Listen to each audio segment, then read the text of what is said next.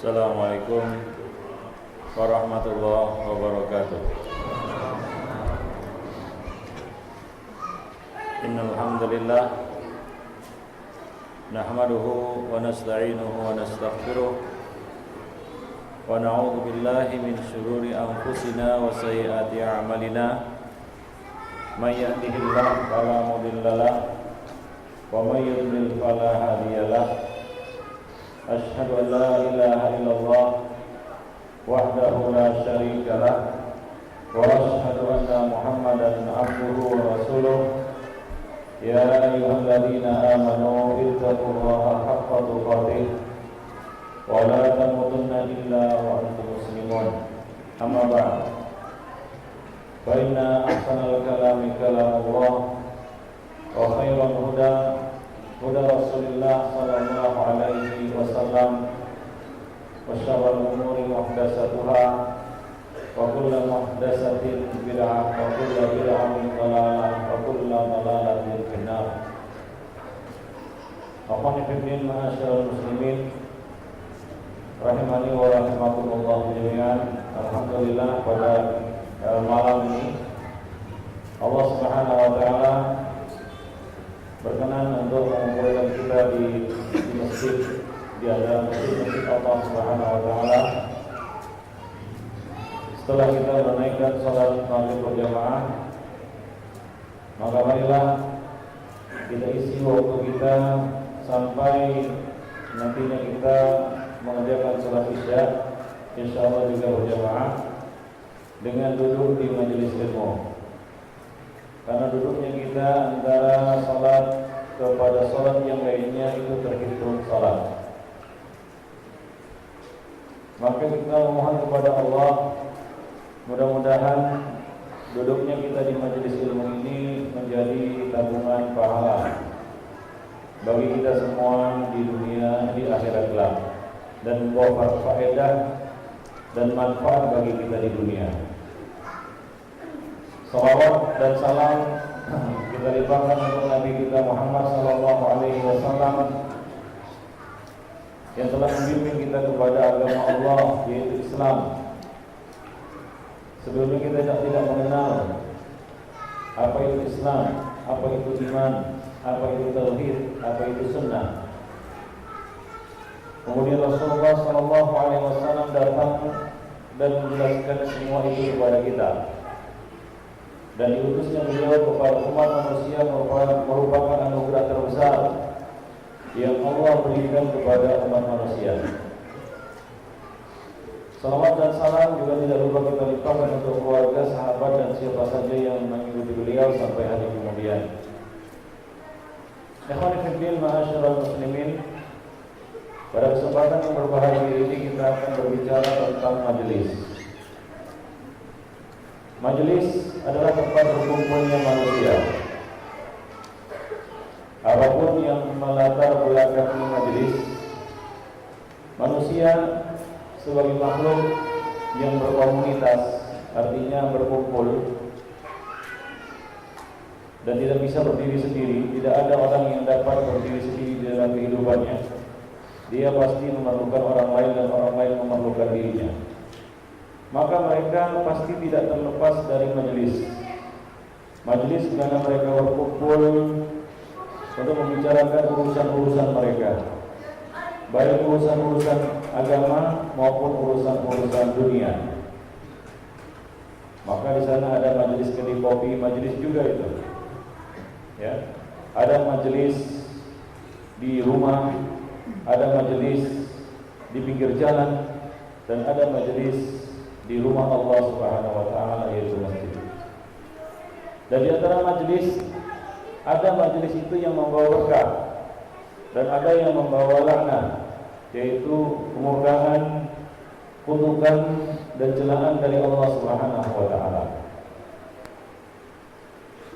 Allah Subhanahu wa taala telah menyebutkan di dalam kitabnya beberapa adab-adab berkaitan tentang majelis, khususnya di dalam surah Mujadalah.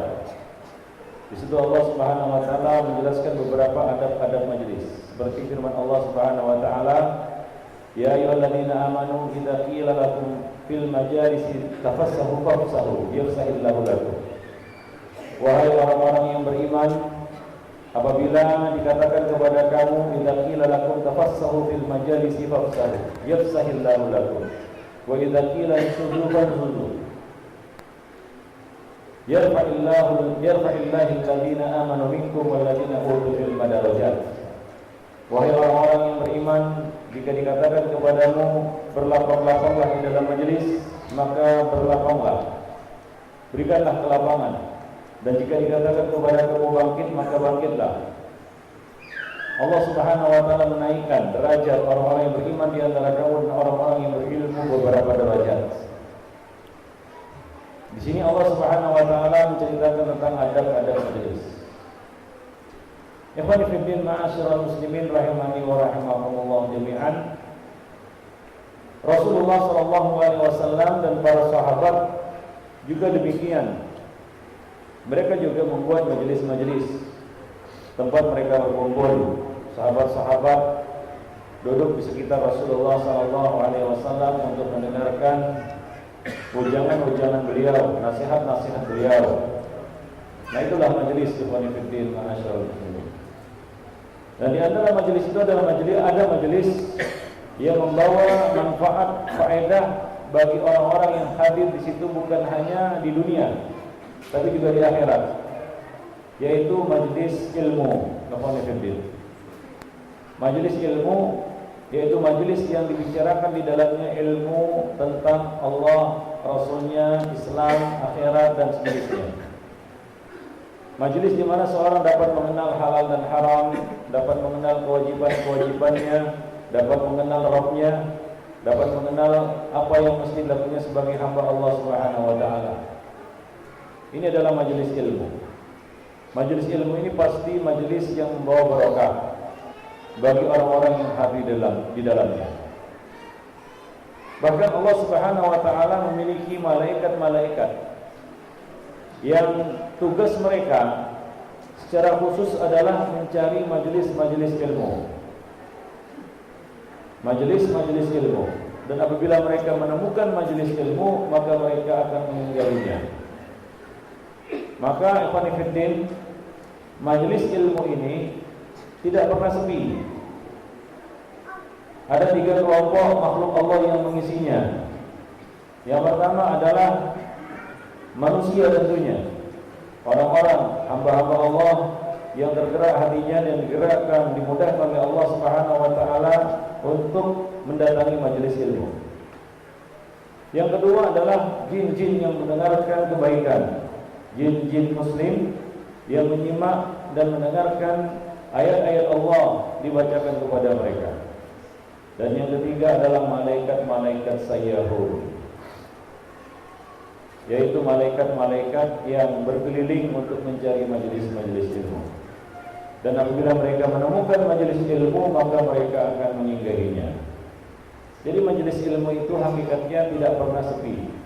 Walaupun yang hadir 1 orang di dalam majelis ilmu tersebut, namun hakikatnya ramai dan penuh sesak. Tapi mungkin bukan dari kalangan jin dari kalangan manusia, tapi dari kalangan jin dan malaikat. Rahimani wa rahimakumullah jami'an.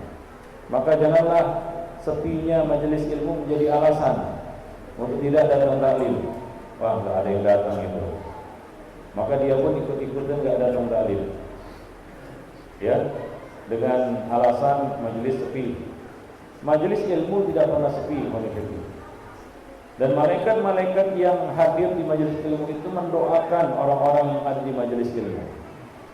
Dan Allah Subhanahu wa taala tetap menurunkan sakinah, tetap menurunkan rahmah, dan tetap memberikan pujian kepada ahlul majlis, orang-orang yang hadir di majelis ilmu, walaupun mereka sedikit. Nabi SAW mengatakan, majtama'a qaumun fi baitin min buyutillah yaqra'una al-Qur'an wa yatadarasuna fima bainahum. Tidaklah satu kaum berkumpul di satu rumah dari rumah-rumah Allah Subhanahu wa taala.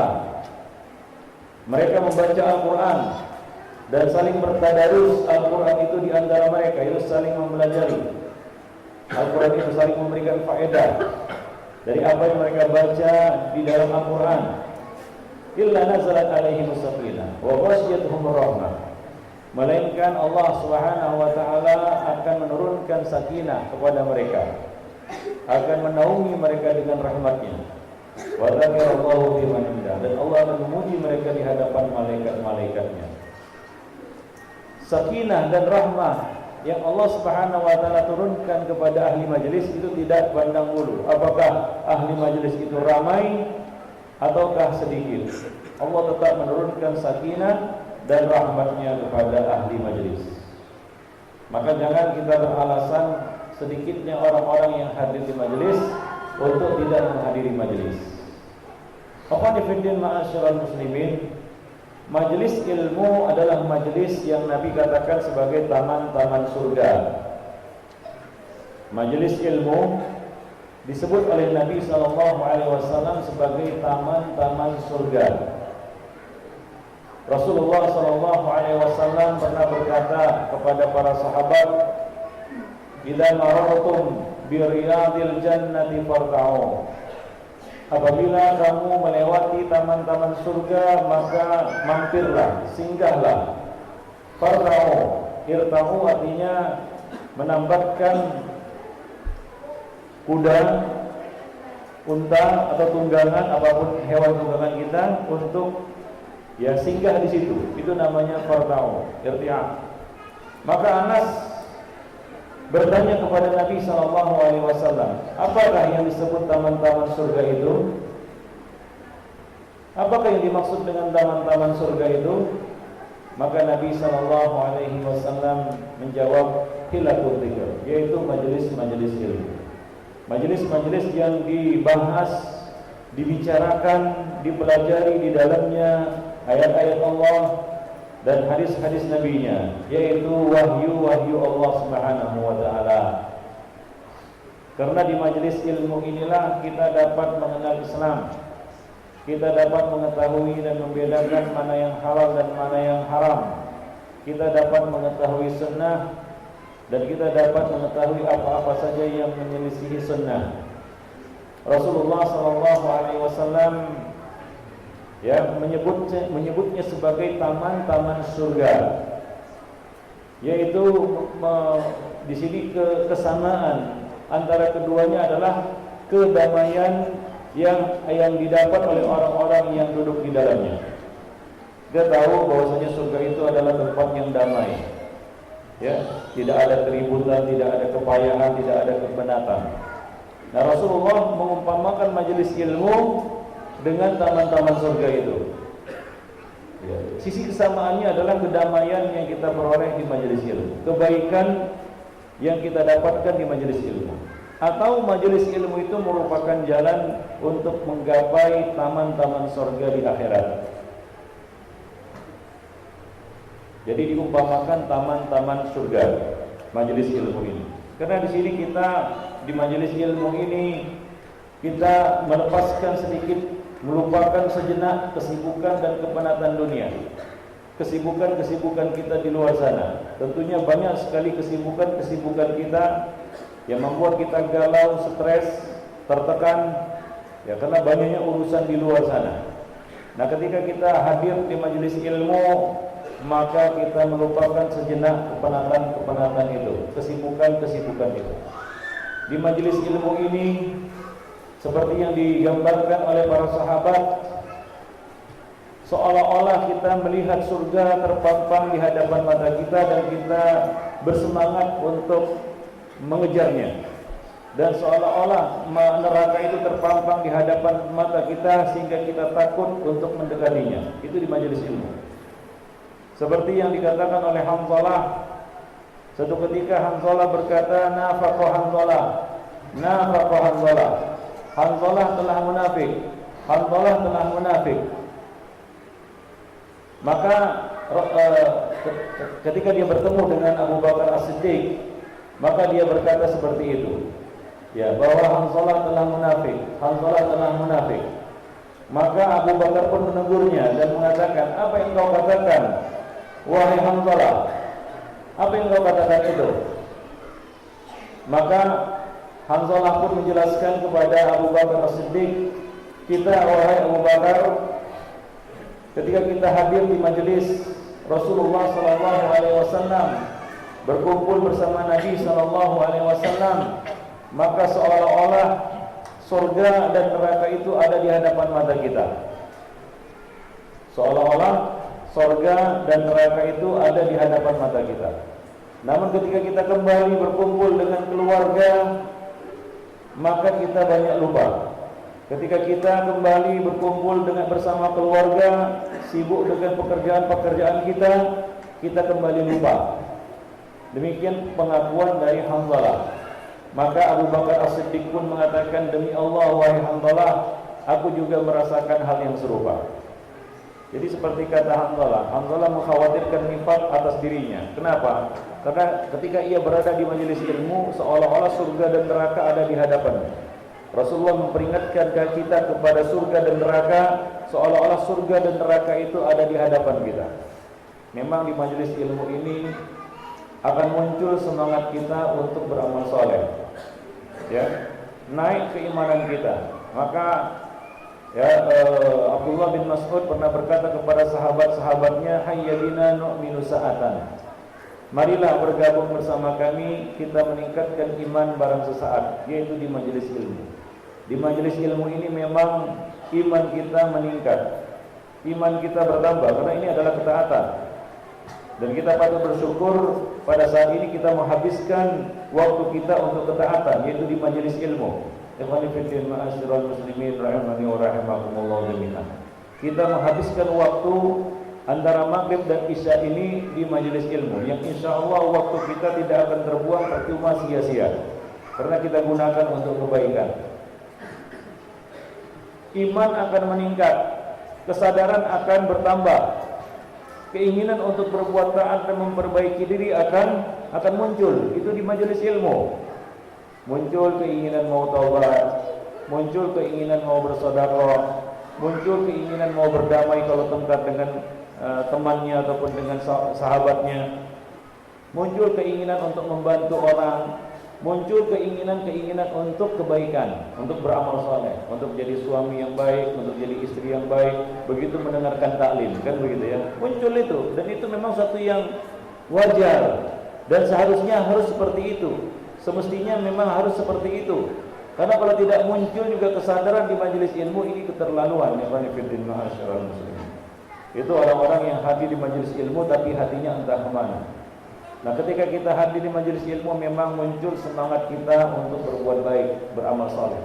Nah, seperti itulah dia perasaan yang dialami, yang dimiliki, yang didapati oleh para sahabat. Itulah yang mereka dapati ketika mereka hadir bersama Rasulullah sallallahu alaihi wasallam di majelis ilmu.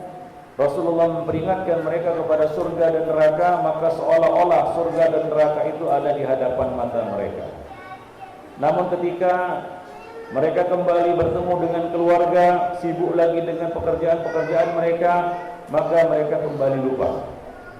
Ya, begitu keluar dari majelis ilmu, ya, rencana-rencana tadi mungkin cuma 10% yang ingat. Apa yang disampaikan di majelis ilmu mungkin 10% yang dibawa pulang.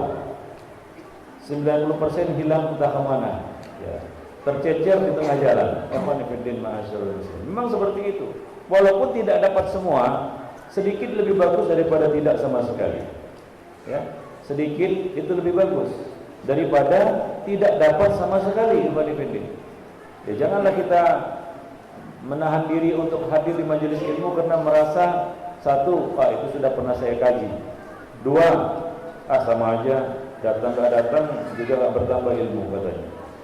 Nah, sedikit yang kita peroleh itu lebih baik daripada kita tidak dapat faedah sama sekali dari majelis ilmu. Dan minimal ya, walaupun sedikit tapi ada yang nyantol, ada yang singgah di dalam hati kita, ada yang masuk ke dalam hati kita dari apa yang disampaikan di majelis ilmu. Maka Nabi mengatakan, hum qaumun la yasqa jalisuhum. Mereka adalah kaum ahli ilmu, para penuntut ilmu itu adalah satu kaum yang tidak akan rugi orang-orang yang bergabung bersama mereka. Walaupun kita misalnya hadir di majelis ilmu untuk tujuan-tujuan lain, tapi kita tetap dapat kecipratan faedahnya, manfaatnya, walaupun sedikit. Ikhwani fillah ma'asyiral muslimin. Nah, jadi demikianlah. Ketika kita berada di dalam majelis ilmu, maka iman kita pun meningkat. Iman kita naik. Karena iman itu memang turun naik. Iman itu turun naik. Nanti di dalam daurah kita juga akan membahas tentang masalah futur ya. Ya ada jadwalnya tentang futur ya. Hah? Di Formahat yang ikhwan nggak ada, ikhwannya nggak futur ya.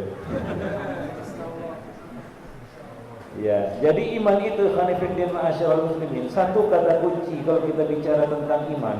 Iman itu jelas turunnya, belum tentu naiknya.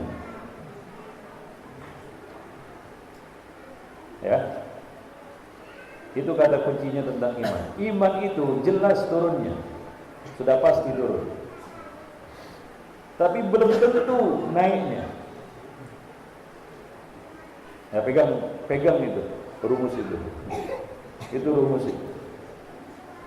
Karena dalam kata lain para ulama mengatakan yazidu bit ta'ah wa yanqusu bil maksiyah. Sementara manusia ini penuh dengan maksiat. Siapa yang enggak bermaksiat? Siapa yang tidak berdosa? Tidak ada yang tidak berdosa. Karena Nabi mengatakan kullu bani Adam khata' wa khairu khata'ina tawwabun. Semua bani Adam pasti bersalah. Nah, orang-orang yang bersalah ini berapa persen di antara mereka yang bertaubat? Walaupun yang terbaik itu adalah orang yang segera bertaubat. Berapa persen orang yang berdosa mau bertaubat? Sedikit. Jadi jelas berdosanya, belum tentu taubatnya, kan begitu. Jadi demikianlah iman. Jelas turunnya, tapi belum tentu naiknya. Yang kita khawatirkan adalah iman itu terus menukik turun dan tidak naik-naik lagi. Nah, itu kiamat itu. Kalau iman itu terus menukik turun, enggak naik-naik lagi, wanifiddin ma'asyiral muslimin. Terus menumpuk dosa sementara taubatnya entah kapan.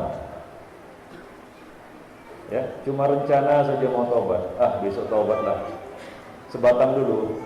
Wah, pas itu tobat sambal lah kan begitu ya ceritanya. Besok begitu juga ceritanya. Ini sebatang yang terakhir nih katanya. Begitu. Jadi memang jelas turunnya, tapi belum tentu naiknya. Belum tentu iman itu naik, tapi turun jelas. Siapa di sini yang mengaku imannya nggak pernah turun? Tunjuk tangan. Nggak ada ya Fanifidin. Tidak ada yang berani tunjuk tangan mengaku dirinya imannya tidak pernah turun. Karena sahabat yang mulia seperti Abu Bakar As-Siddiq merasakan turunnya iman. Ya, tapi turunnya iman Abu Bakar tidak sama dengan turunnya iman kita. Orang yang enggak turun-turun imannya itu cuma para nabi dan rasul yang maksum. Para sahabat tidak maksum, maka mereka merasakan itu. Cuma seperti yang kita sebutkan tadi, turunnya iman Abu Bakar tidak seperti turunnya iman kita. Ya, mereka itu merasa lupa seperti itu saja, merasa lalai seperti itu saja. Mereka merasakan itu adalah suatu benih-benih nifaq. Kalau kita nggak hadir talim, kalau kita lupa, kita tidak pernah merasa iman kita turun. Padahal sudah banyak lupanya, sudah banyak lalainya ya Pak. Tapi kita merasa iman kita nggak turun-turun. Nah, itu bedanya sahabat dengan kita. Ya, itu bedanya sahabat dengan kita. Jadi Abu Bakar As-Siddiq, hamba terbaik setelah Nabi Muhammad SAW. Ya, di kalangan umat ini. Ya, setelah Nabi siapa orang kedua di dalam umat ini, di tengah-tengah umat ini? Abu Bakar As-Siddiq. Nah, Abu Bakar As-Siddiq juga merasakan turunnya iman. Ketika Hanzalah mengatakan seperti itu, apa kata Abu Bakar? Aku juga merasakan hal yang sama, wahai Hanzalah. Mari kita datangi Rasulullah SAW untuk menanyakan perihal masalah ini. Maka mereka pun mendatangi Rasulullah SAW. Jadi ikhwani fillah ma'asyiral muslimin rahimani wa rahimakumullah jami'an, ya majelis ilmu ini adalah salah satu tempat bagi kita, ya sarana bagi kita untuk meningkatkan keimanan. Untuk meningkatkan keimanan. Di dalam majelis ilmu, kealpaan kita, kelupaan kita dapat teringati. Kalau kita lupa, itu bisa kita ingat di majelis ilmu. Di dalam majelis ilmu kita bertemu dengan saudara-saudara kita. Kita dapat nasihat, kita dapat teguran, kita dapat peringatan. Itu di majelis ilmu, langsung maupun tidak langsung. Ya, kita merasa diingatkan. Itu di majelis ilmu. Kita mendengar firman-firman Allah. Allah berfirman, Rasulullah bersabda. Itu di majelis ilmu. Apakah kita akan mengharapkan hal seperti itu di luar majelis ilmu? Kalau kita kumpul-kumpul di pasar, adakah orang yang datang mengingatkan kita tentang firman Allah atau sabda Rasulnya, atau memberikan kepada kita faedah ilmu, mengingatkan kita kepada surga, mengingatkan kita panasnya api neraka? Tidak ada. Ya, tidak ada yang mengingatkan kita, dan kita tidak akan dengar hal itu di pasar ataupun di jalan-jalan. Jadi di majelis ilmu inilah kita mendengarkan hal seperti itu. Jadi ini adalah tempat yang paling damai, tempat yang paling tentram, tempat yang paling aman. Kenapa saya katakan paling aman? Apapun yang terjadi di majelis ilmu, kita aman, karena kita berada di atas amal saleh. Walaupun Allah Subhanahu wa taala memanggil kita pada saat kita berada dan berjalan menuju majelis ilmu, maka kita aman. Karena kita mendapatkan janji Allah Subhanahu wa taala untuk mendapatkan husnul khatimah. Karena Nabi sallallahu alaihi wasallam mengatakan, man kharaja min baitihi taliban lil ilmi fa huwa fi sabilillah hatta yarji. Barang siapa yang keluar dari rumahnya dalam rangka menuntut ilmu, maka dia terhitung fi sabilillah sampai dia kembali. Jadi perjalanan kita menuju majelis ilmu, keberadaan kita di majelis ilmu sampai kita kembali, itu terhitung fi sabilillah. Maka dari itu ketika kita keluar untuk menghadiri majelis ilmu, ikhlaskanlah niat. Ini fi sabilillah. Ikhlaskanlah niat lillahi ta'ala.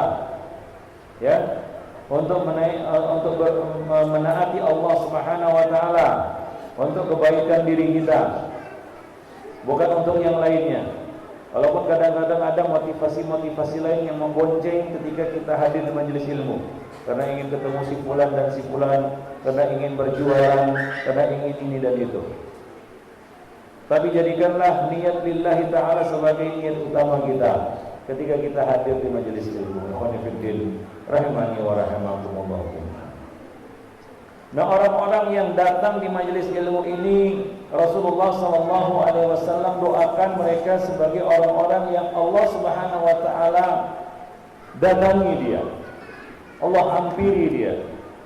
Seperti dalam sebuah hadis tentang 3 orang yang datang kepada Rasulullah SAW. Ketika itu Rasulullah sedang duduk di dalam majelis, di dalam masjid, di masjid, dikelilingi oleh sahabat-sahabat beliau. Lalu datanglah 3 orang. Datang 3 orang. 2 orang mendatangi Rasulullah dan 1 orang pergi. Kedua orang itu berdiri di hadapan Nabi. Salah satu di antara mereka melihat ada celah, ada tempat di majelis, maka dia pun bergabung bersama yang lainnya di dalam majelis. Adapun yang satu duduk di belakang menyendiri, menyembal. Adapun yang satu lagi pergi. Maka seusai Nabi menyampaikan khutbahnya, ceramahnya, nasihatnya, beliau berkata, "Ala ukhbirukum anin nafaril thalatha." Maukah kalian aku kabarkan, aku beritahu tentang 3 orang tadi? Amma ahaduhum fa'awa ila Allahi fa'awahu Allah. Adapun yang pertama, dia mendekati Allah, maka Allah pun mendekatinya. Dia datang mendekat kepada Allah, maka Allah mendekat kepadanya. Ini kedekatan khusus bagi orang-orang yang mendekatkan diri kepada Allah Subhanahu wa taala, bagi orang-orang yang bertaqarrub ila Allah dengan satu amal soleh, yaitu menimba ilmu, menuntut ilmu di majelis ilmu. Adapun yang kedua, dia malu-malu maka Allah malu terhadapnya. Artinya apa? Dia membatasi dirinya, maka Allah membatasi juga terhadapnya. Yaitu membatasi rahmatnya, membatasi karunia-Nya kepada orang itu. Ya, karena kalau kita hadir di majelis ilmu, duduknya menyempal jauh-jauh seolah-olah nggak niat untuk mendengarkan taklim, karena mungkin malu saja kan duduk di belakang daripada pergi. Ya, mungkin faedah ilmu yang diperolehnya tidak seperti orang yang betul-betul mendekat dan menyimak. Ya, orang-orang yang datang mendekat dan menyimak. Dia malu maka Allah juga malu terhadapnya. Adapun yang ketiga ia berpaling, maka Allah Subhanahu wa taala pun berpaling darinya. Hadis riwayat Bukhari di dalam Sahih. Jadi yang ketiga dia pergi maka Allah pun berpaling darinya. Dia berpaling dari majelis ilmu, maka Allah Subhanahu wa taala berpaling darinya. Dan ini adalah musibah yang besar, yaitu ketika Allah Subhanahu wa taala berpaling dari seorang hamba. Akhwani fillah ma'asyiral muslimin, maka dari janganlah kita melewatkan kesempatan untuk hadir di majelis ilmu. Ya, untuk hadir di majelis ilmu. Banyak sekali faedah-faedah yang kita peroleh ya di majelis ilmu tersebut. Dan kehadiran kita di majelis ilmu itu juga mengandung manfaat yang lain selain dari apa yang kita sebutkan tadi. Di antaranya adalah majelis ilmu ini adalah majelis untuk bersilaturahim. Ya, bersilaturahim, menyambung hubungan dengan sahabat-sahabat kita, bertemu dengan mereka, saling mendoakan, berjabat tangan. Bukankah Nabi mengatakan ketika dua orang muslim bertemu dan berjabat tangan, maka akan gugurlah dosa-dosa mereka sebagaimana gugurnya daun-daun dari rantingnya. Nah, begitu keutamaan kita mendatangi majelis ini. Kita dapat bertemu, berkumpul bersama sahabat-sahabat kita. Itu yang pertama. Jadi di samping kita mendapatkan faedah ilmu, kita mendapatkan pahala doa dari para malaikat, ya kita juga dapat berkumpul bersama sahabat-sahabat kita. Bertemu dengan si fulan, saling mendoakan, mengucapkan salam, ini adalah faedah yang sangat besar yang kita peroleh di majelis ini. Yang kedua, kita akan mendapatkan lingkungan dan pergaulan yang baik di majelis ilmu. Karena di majelis ilmu kita akan bertemu dengan para penuntut ilmu. Ya, karena tidak semua orang hadir di majelis ilmu mereka adalah penuntut ilmu. Seperti yang dikatakan ya di zaman Imam Ahmad ibn Hanbal, bahwa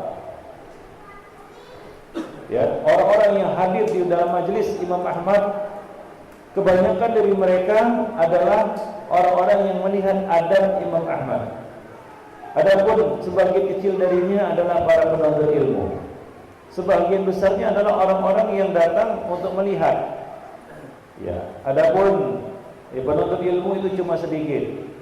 Nah, di dalam majelis ilmu ini kita akan mendapatkan lingkungan dan pergaulan yang baik.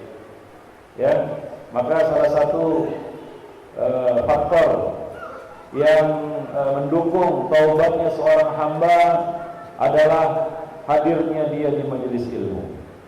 Kehadirannya di majelis ilmu akan membuat dia mendapatkan lingkungan dan pergaulan yang baik. Dia akan berkenalan dengan orang-orang saleh. Dan Nabi SAW menggambarkan bagaimana perumpamaan, permisalan kita bergaul, bersahabat dengan orang-orang saleh, yaitu seperti bersahabat, berdekatan dengan seorang penjual minyak wangi. Kalau kita berdekatan, bersahabat, bergaul dengan penjual minyak wangi, maka ada 3 kemungkinan yang kita dapatkan. Yang pertama, kita dihadiahinya, diberinya. Yang kedua, kita membeli darinya. Yang ketiga adalah kita mendapatkan aroma wanginya. Coba sana, coba sini, wangi juga, padahal nggak beli. Ya, nggak diberi juga, nggak beli juga, tapi dapat wanginya. Nah, seperti itulah kita berteman dengan orang-orang saleh. Kita pasti kecipratan kebaikannya. Ya, minimal kita tidak akan berani berbuat dosa dan maksiat di hadapannya. Kita jaga ucapan, ya kita jaga sikap, yang mana mungkin hal itu tidak kita lakukan di hadapan yang lain. Nah itu faedah kita bergaul dengan orang-orang soleh, dengan para penuntut ilmu. Nah kita tidak akan menemukan penuntut ilmu di tempat-tempat lain. Kita akan menemukan mereka di majelis-majelis ilmu. Maka ikhwan fillah, tidak sama kita menimba ilmu melalui televisi, radio, internet, atau baca sendiri di rumah dengan kita hadir di majelis ilmu. Ada yang mengatakan sama saja Ustaz, yang didengar, yang dibaca, yang dilihat kan sama. Ya ustadznya kan itu juga. Yang nongol di TV ya itu yang memberikan taklim, kan sama saja. Tidak sama ikhwan fillah masyarul muslimin. Kan enggak sama kita ngelihat langsung dengan apa? Tidak langsung. Karena kalau ketika kita melihat langsung, ya kita mengetahui ya lebih jelas apa yang disampaikan oleh ustaz tersebut. Ya kan? Kita lebih mengetahui. Dan kalau ada apa-apa kita bisa bertanya langsung di majelis ilmu itu. Misalnya ada sesuatu yang kita tidak paham. Nah, kalau melalui media yang lain, bagaimana kita bertanya? Kadang-kadang kita menghubungi stasiun televisinya nggak nyambung-nyambung, kan begitu. Tapi kalau di majelis ilmu kita dapat berkenalan langsung, kan begitu ya. Kita dapat mengenal lebih dekat ya ustadz yang menyampaikan materi, menyampaikan ilmu, guru, kepanitiaan masyarakat muslimin.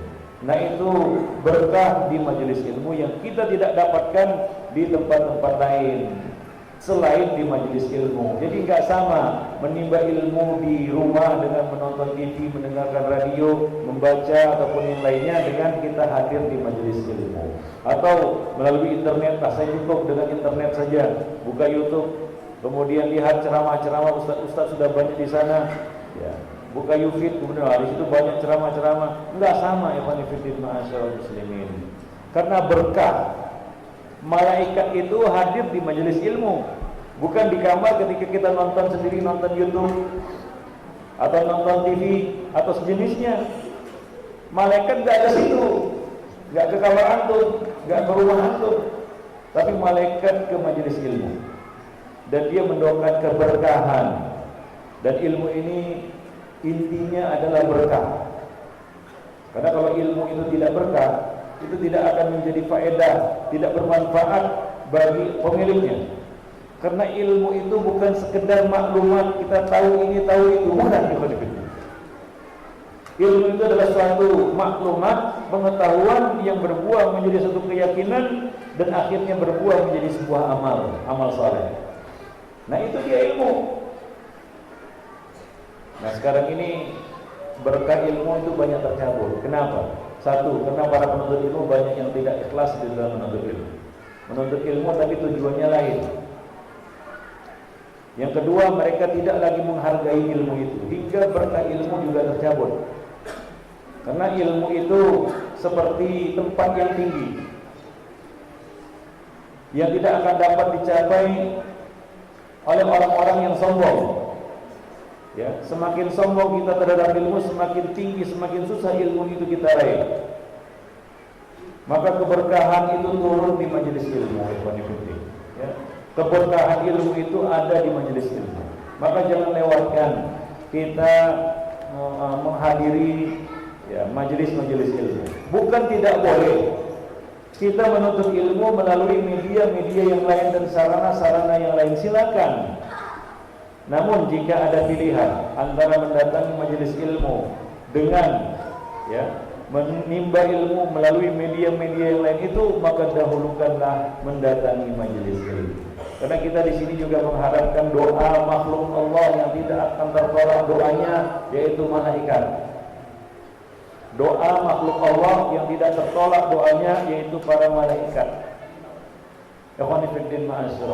Yang ketiga di antara faedah dari menghadiri majelis ilmu adalah hadirnya kita di majelis ilmu atau menghadiri majelis ilmu merupakan salah satu sarana dakwah kita. Nah, ketika kita datang ke majelis ilmu, orang-orang melihat, mungkin ada yang ikut kita. Bulan mau kemana? Majelis ilmu, ikutlah. Jadi sebab kita orang mendapatkan hidayah. Ya, bulan mau kemana? Mau ke majelis ilmu, mau ikut. Ayo coba-coba ikut majelis ilmu, ikut dia. Berapa banyak orang yang mendapatkan hidayah, berubah hidupnya dari tidak baik menjadi baik, ya, jadi dari toleh menjadi soleh, dari fasik menjadi orang alim, orang soleh di majelis ilmu. Ikhwan fillah, berubah hidupnya, mulai mengenal sunnah, mulai mengenal Islam karena dibawa oleh temannya hadir di majelis ilmu. Awal-awalnya malu-malu dia, tapi lama-lama kan begitu ya, terus dia makin akrab dengan majelis ilmu, akhirnya berubah. Yang dulu tidak jenggotan sekarang jenggotan, kan begitu ya. Yang dulu pakaiannya masih amburadul, masih menampakkan dan bentuk aurat, sekarang sudah bagus, berubah hidupnya di majelis ilmu ketika dia berbaur dengan lingkungan yang saleh, dengan lingkungan yang baik, maka dirinya pun sedikit demi sedikit berubah. Jadi ini merupakan sarana dakwah bagi kita juga. Kehadiran kita di majelis ilmu itu menjadi contoh bagi yang lainnya. Orang akan melihat, wah, si fulan di majelis ilmu.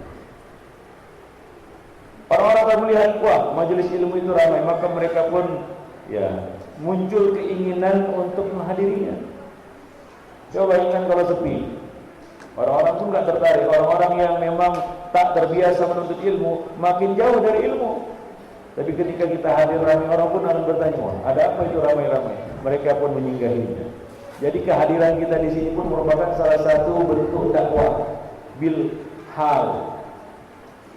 Ya, enggak ngomong, enggak bicara, tapi ini adalah bentuk dakwah kita kepada manusia yang lainnya. Akhwani fiddin, ma'asyiral muslimin rahimani wa rahimakumullah. Nah, kemudian di antara faedah dan berkah kita hadir di majelis ilmu, akhwani fiddin, ma'asyiral muslimin rahimani wa rahimakumullah jami'an adalah di majelis ilmu kita akan memperoleh kita katakan kesadaran, ya, untuk kepada kebaikan. Nah, itu di majelis ilmu.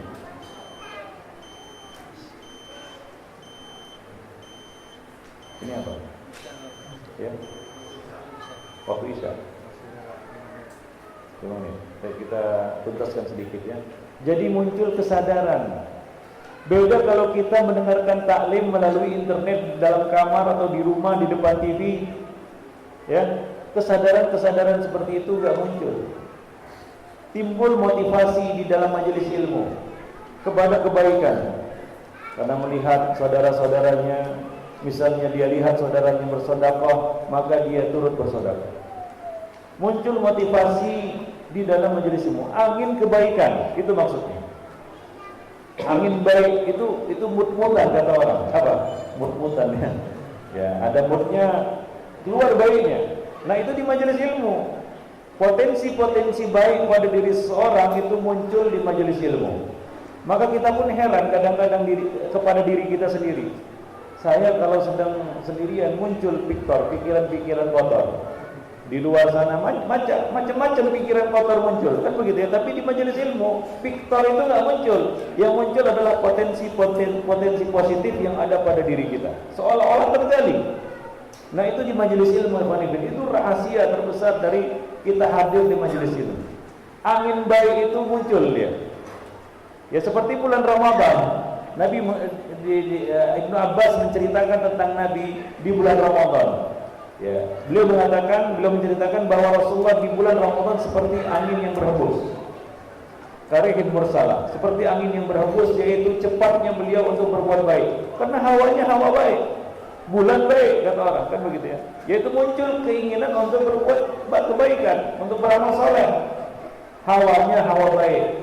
Nah, demikianlah hawa di dalam majelis ilmu, walaupun panas, kan begitu ya, nggak pakai AC, tapi hawanya hawa baik. Hawanya hawa baik.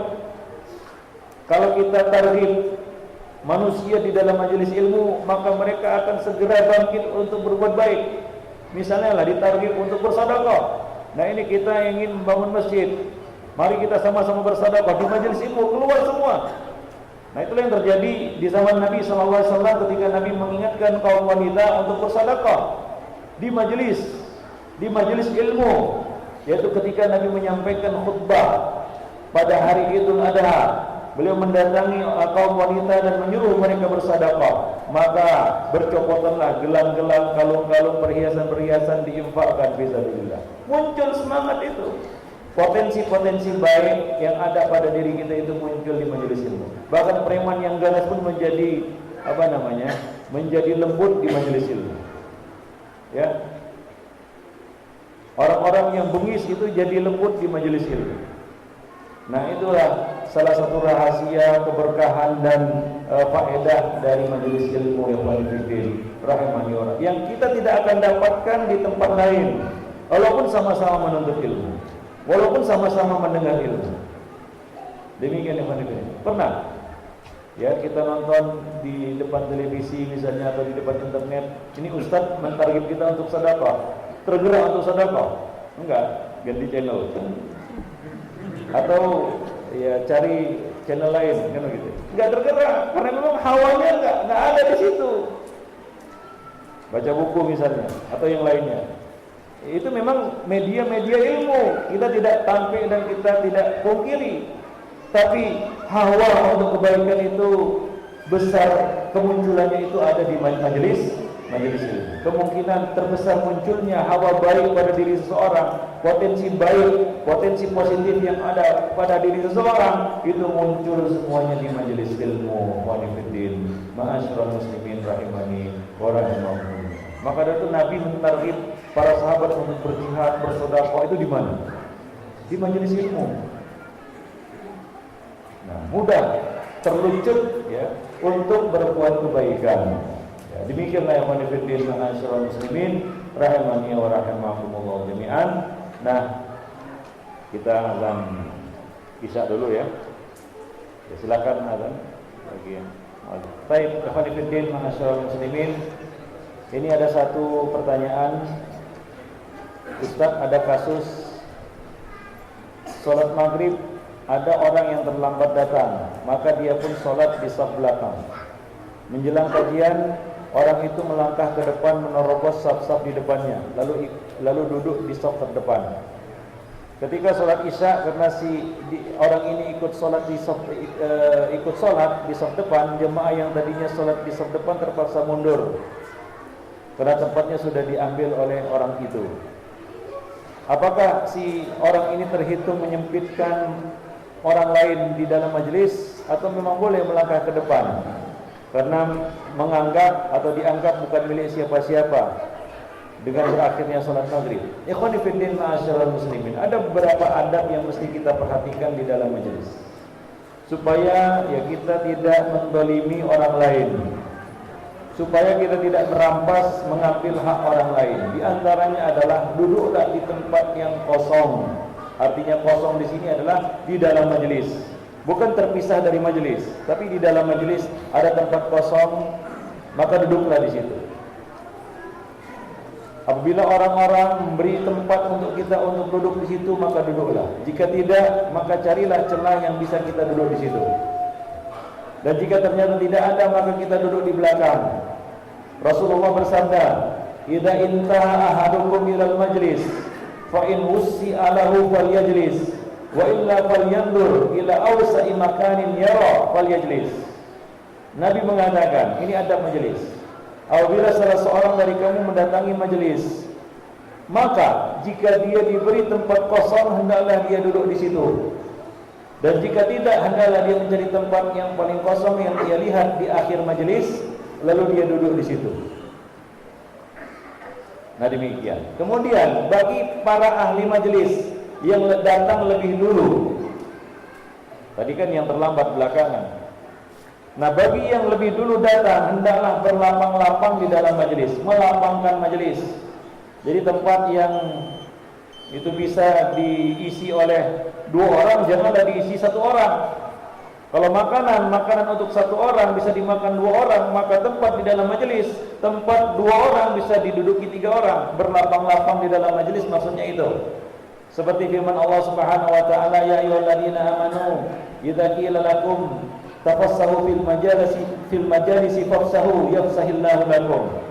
Wahai orang-orang yang beriman, apabila dikatakan kepadamu berlapang-lapanglah dalam majelis, yaitu beri tempat bagi saudaramu yang datang belakangan di dalam majelis, maka lapangkanlah, niscaya Allah Subhanahu wa taala akan memberi kelapangan untukmu.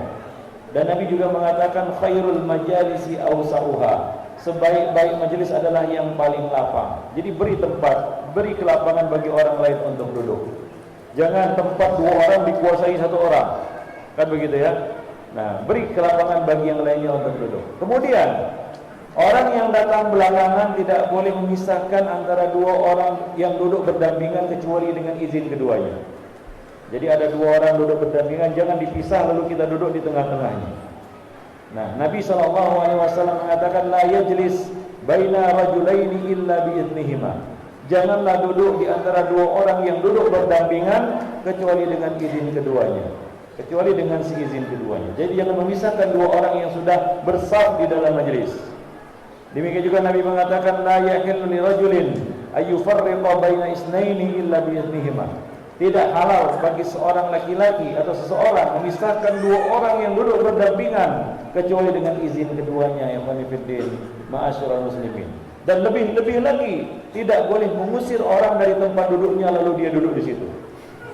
Memisahkan saja enggak boleh, apalagi mengusir.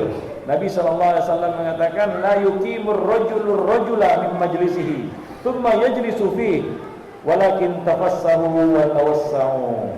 Janganlah seseorang mengusir orang lain dari tempatnya lalu dia duduk di situ. Ya, kadang-kadang kita merasa punya kedudukan, merasa ini dan merasa itu, perasaan saja. Lalu dia merasa punya hak untuk mengusir orang di dalam majelis. Jangan, Nabi melarang. Ya, janganlah seseorang mengusir orang lain dari tempatnya kemudian dia duduk di situ. Kecuali memang tempat itu khusus. Misalnya di sini diusir, ya. Tapi yang lain nggak boleh, ya, karena semuanya adalah ahli majelis, sama kedudukannya.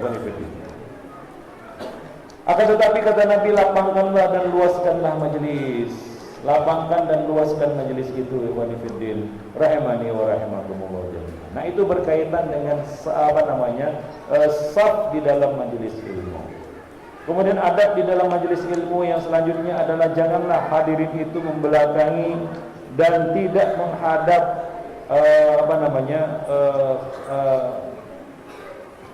ustadz ataupun guru yang menyampaikan, atau orang yang menyampaikan ilmu, atau orang yang berbicara. Karena ikhwanifiddin ma'asyiral muslimin, guru yang menyampaikan ilmu telah berkorban untuk membelakangi kiblat, untuk menghadap majelis. Maka janganlah kita yang sudah dihadap, guru yang sudah menghadapkan wajahnya kepada kita kemudian kita berpaling darinya. Maka satu bentuk majelis yang tidak baik adalah ya yang sebelah sana ngadap sana, yang sana ngadap sana. Bahkan kalau yang duduk di luar ngadap ke sana. Ya, menghadaplah ke orang yang menyampaikan ilmu. Nah, demikian, yaitu kepada ahli ilmu, khatib yang berkhutbah. Ya, nah demikian. Wallahu a'lam bishawab. Nah, kecuali saf di dalam salat, ada tempat tertentu yang boleh orang itu mengusir orang lain, yaitu tempat di belakang imam. Nah, ini tidak boleh diisi kecuali Nabi mengatakan liyaliyadi ulun nuha wal ahlam. Hendaklah yang berdiri di belakangku adalah orang-orang yang berilmu dan orang-orang yang terpandang. Misalnya yang di belakang itu adalah pemuka masyarakat, ya, orang-orang yang berilmu. Nah, itu di belakang imam. Orang-orang yang ditunjuk untuk menggantikan imam, naib imam, wakil imam. Yang kalau ada apa-apa terjadi pada imam, mereka bisa menggantikan imam. Jadi anak-anak itu tidak boleh di belakang imam. Nah, kalau kita merasa tidak pantas untuk berdiri di belakang imam, maka relakanlah tempat itu untuk orang yang berhak, walaupun kita datang lebih dulu. Tapi kalau kita tidak berhak berdiri di belakang imam, maka jangan berdiri di belakang imam. Nah, ini adalah satu sunnah yang banyak kaum muslimin tidak tahu. Misalnya,